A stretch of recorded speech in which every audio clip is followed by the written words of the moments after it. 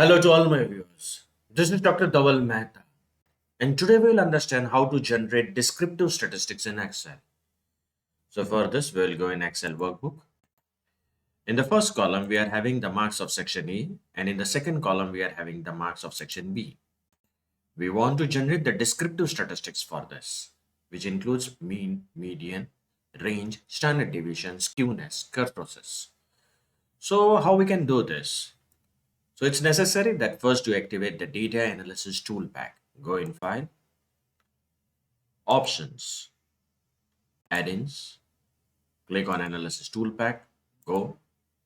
Make sure analysis tool pack is on, click OK. Once you will do that, in data analysis tool pack will appear. Click on it. Now you can see here the descriptive statistics is there. Click OK. I'll remove this. Now we want the descriptive statistics for section A and section B as well. So select it, make sure labels in first row.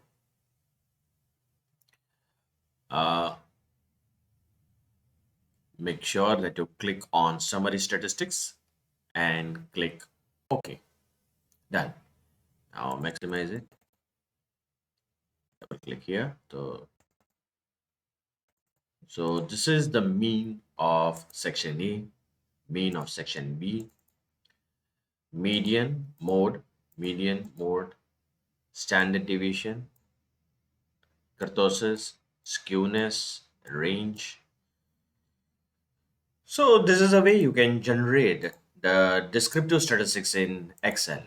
For more videos on Excel, kindly subscribe to my channel. You can also refer my playlist in which I uploaded tutorials on data science, machine learning, and artificial intelligence. Please don't forget to like and share my videos. You can also follow me on different social medias, link given in the description box.